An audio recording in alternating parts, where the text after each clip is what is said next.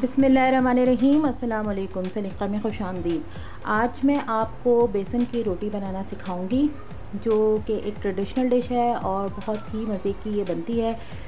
इसको बनाने के लिए जो चंद चीज़ों की आपको ज़रूरत है, उसमें सबसे पहले तो बेसन है। ये 2 कप बेसन है और 1 कप आटा है, और जो है ये भी चक्की का पीसा हुआ गंदम का आटा। इसके अलावा आपको चाहिए हरी मिर्चें।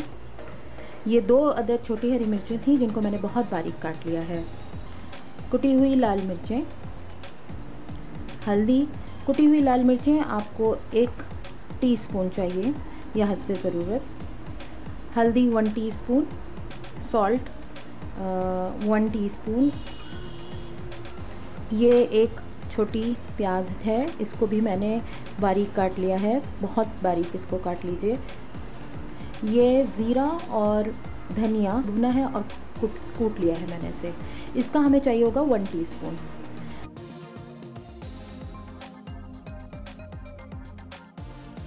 ये हरा धनिया है और ये भी हम इसमें डालेंगे। तो चलें अब स्टार्ट करते हैं। सबसे पहले बेसन में हम आटा मिलाएंगे। 2 कप बेसन और 1 कप चक्की का आटा। फिर सारे ड्राई इंग्रेडिएंट्स मिलाएंगे। कुटी हुई लाल मिर्चें, हल्दी और नमक।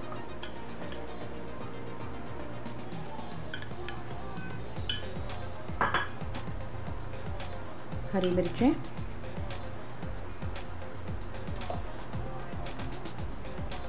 बारीक कटी हुई प्याज,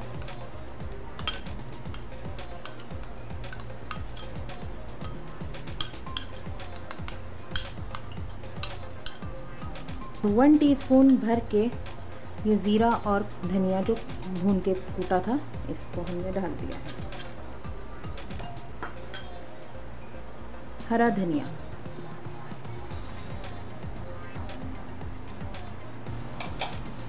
अब हम इसको पानी डालकर भून लेंगे।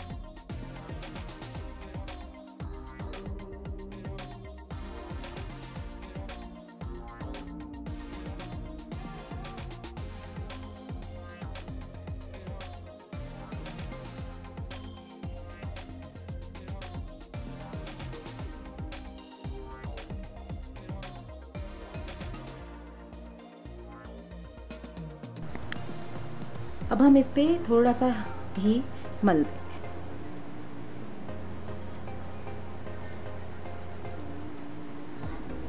और अब इसको ढककर फ्रिज में 15 से 20 मिनट के लिए रख देंगे।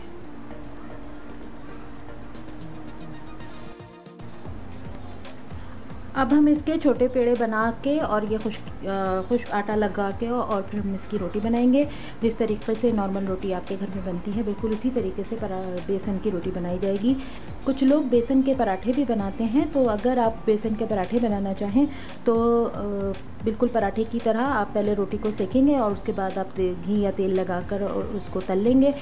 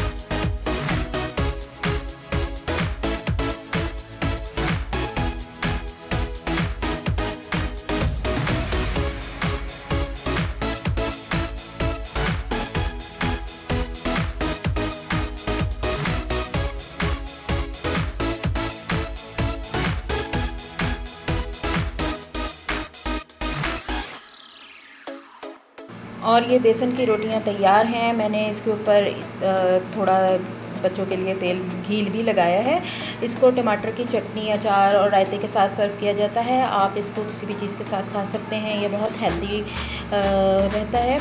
अगर आपको मेरी ये वीडियो पसंद आए तो इसको थम्स अप दीजिए, इस पर कमेंट कीजिए और इस वीडियो को शेयर कीजिए। मेरे चैनल को सब्सक्राइब कीजिए।